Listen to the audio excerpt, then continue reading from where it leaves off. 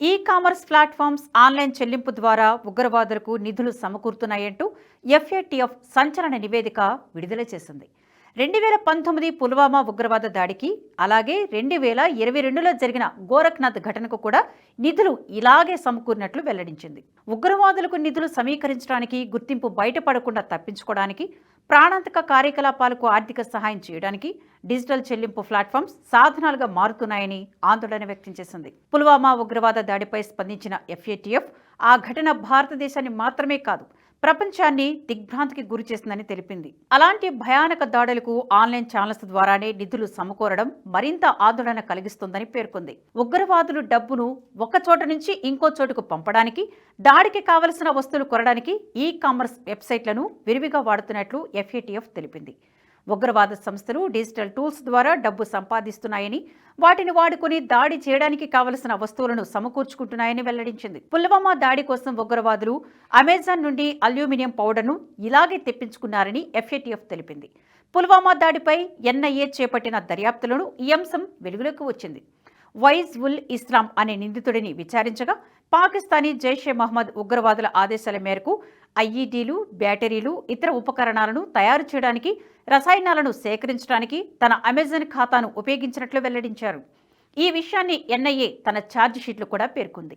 నిందితుడు సజాద్ భట్ ఐఈడీ దాడి చేయడానికి మారుతి ఈకో కారును కొనుగోలు చేసినట్లు తెలిపింది. 2019 ఫిబ్రవరి 14న జమ్మూ కాశ్మీర్లోని పుల్వామాలో భారత భద్రతా దళాల కాన్వాయ్ను లక్ష్యంగా చేసుకుని జైషే మహ్మద్ అనే ఉగ్రవాద సంస్థ ఈ దాడికి పాల్పడింది. ఈ ఆత్మాహుతి దాడిలో 40 మంది సైనికులు మరణించారు. ఈ దాడిని జైషే మహ్మద్ నిర్వహించిందని భారత అధికారులు నిర్ధారించారు. దర్యాప్తు ఫలితంగా 19 మంది వ్యక్తులపై యుఏపిఏ చట్టంలోని సంబంధిత నిబంధనల కింద అభియోగాలు మోపారు. వాటిలో ఉగ్ర నిధులకు సంబంధించిన విభాగాలు కూడా ఉన్నాయి. అభియోగాలు మోపబడిన వారిలో ఆత్మాహుతి బాంబర్తో సహా 7 విదేశీ పౌరులు ఉన్నారు. దాడికి సంబంధించిన వాహనాలు, ఉగ్రవాద స్థావరాల వంటి చరాస్తులు, స్థిర ఆస్తులను కూడా స్వాధీనం చేసుకున్నారు. ఇక 2022 గోరఖ్నాథ్ ఆలయ ఘటనపై చేసిన దర్యాప్తులో సంచలన విషయాలు వెలుగులోకి వచ్చాయి.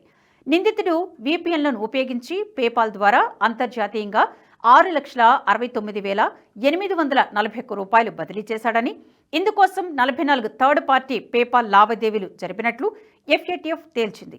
తీవ్రవాద కార్యకలాపాలకు మద్దతిస్తున్న ISIL అనుచరులకు ఈ చెల్లింపులు జరిగినట్లు దర్యాప్తులో వెల్లడైంది. ఇక విదేశాల నుండి కూడా పేపాల్ ద్వారా నిందితుడు 10,320 రూపాయలు అందుకున్నట్లు వెల్లడించింది. వేగవంతమైన, సులభంగా గుర్తించడానికి వేగంగా సాధ్యం కాని ఆన్లైన్ చెల్లింపు మార్గాలను ఉగ్రవాదులు ఎలా ఉపయోగించుకుంటున్నారో ఈ కేసు ప్రతిబింబిస్తుందని ఎఫ్ఏటిఎఫ్ ఉదహరించింది. ఆన్లైన్ చెల్లింపు ప్లాట్ఫామ్లపై ట్రాక్ చేయడం అంత సులభం కాదు, మరియు దీనికోసం నకిలీ పేర్లు, చిరునామాలతో పాటు నకిలీ ఖాతాలను కూడా ఉపయోగిస్తారని పేర్కొంది. నిధులు, శిక్షణ, స్మగ్లింగ్ వంటి వాటి కోసం ఉగ్రవాద సంస్థలు ఆన్లైన్ ప్లాట్ఫామ్స్ను విరివిగా వాడుతున్నాయి. ఉదాహరణకు, ఒక దేశానికి చమురును తరలించడం, అక్కడ దాన్ని విక్రయించి బంగారంగా మార్చడం, ఆ తర్వాత దాన్ని మరో దేశ పరిధిలో నగదుగా మార్చడం వంటి కార్యకలాపాలు జరిగాయని ఆ నివేదిక పేర్కొంది. పైగా ఉగ్రవాద కార్యకలాపాలన్నీ కూడా వికేంద్రీకరించబడ్డాయని ఆ నివేదిక వివరించింది.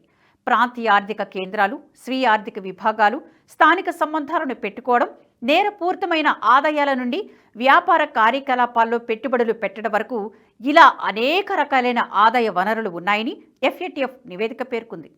ఇక 2025 ఏప్రిల్ 22న జరిగిన పెహల్గాం ఉగ్రవాద దాడికి కూడా ఉగ్రవాద సంస్థల నుంచి ఆర్థిక సాయం లభించినట్లు ఎఫ్ఏటిఎఫ్ గతంలోనే అనుమానాలు వ్యక్తం చేసింది.